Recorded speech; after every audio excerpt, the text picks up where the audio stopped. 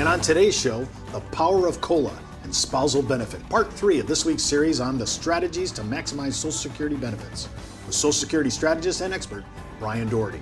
Hi everyone, I'm Steve Savant, syndicated financial columnist and contributing author to Backroom Technician and Innsmouth. Let's get down to business. Well, welcome to the show, Brian. Thanks, Steve. Day 3. Yeah. Hey, you doing all right? Yeah.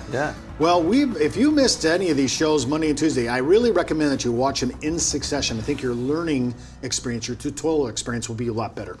I'm looking at today, we're talking about COLA. Now, when I think of COLA, Steve's into annuities a lot, so I tend to think in the terms of who's paying out the best COLA. Some of them, think about it, some of these annuities are anywhere from 3 to, there's some out there that are 5, even 6% out there. Yes. Of course, you have to be careful. There's a lot of caveats to that. Yes. But Social Security, how many times does the government award COLA?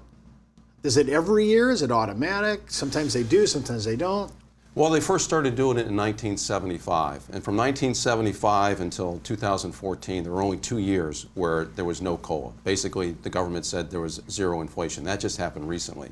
And that got a lot of press, and that got a lot of people angry because anybody that had been collecting Social Security had gotten used to their Social Security check going up a little bit every year.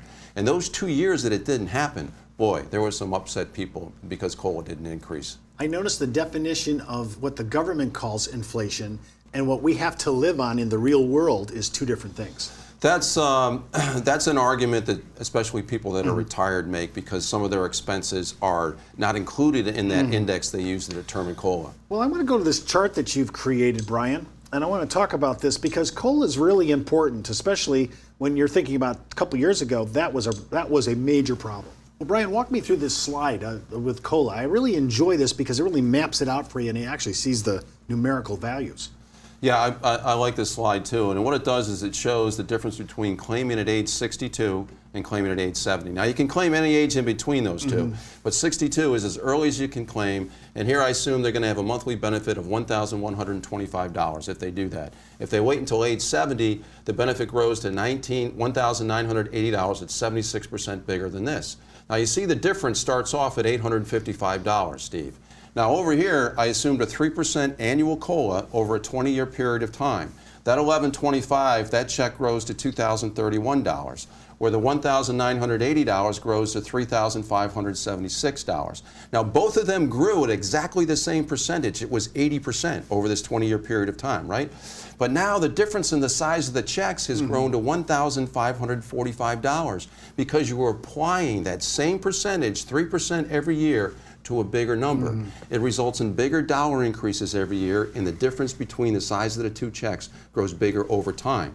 And if they live for 25 or 30 years, Steve, this difference is going to get even bigger in dollar terms. Now, we talked about this in an earlier show this week about looking at COLA because people are saying, well, I did the math, my break-even's at 78, yes, but they didn't apply COLA to it, which would have brought the number way down, especially if you use 3%.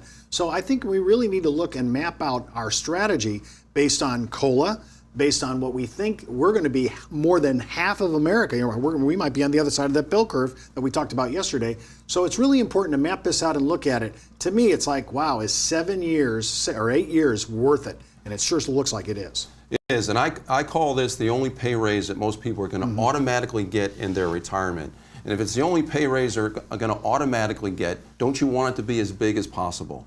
So in order to do that, you need to get this number, your monthly check, as big as possible. That happens if you delay claiming until age 70. And if you do that, you'll be happy that you did. Now, did I understand you right when you said that they started doing inflation in 1975? Automatically, Automatically. Yes. But then there were 2 years when they didn't do it, which was somewhat recent. Yes. But every other year they did. Yes. So this is kind of a compounded effect, except for the 2 years, the exceptions of the 2 years. Absolutely. I'm thinking people who have been taking Social Security from 1975, and if they're still alive today, I mean, that's a chunk of change. It's a chunk of change, and one of the things people talk about, it hasn't been that great lately. It's 1.5% in 2014. It was 1.7%, big deal.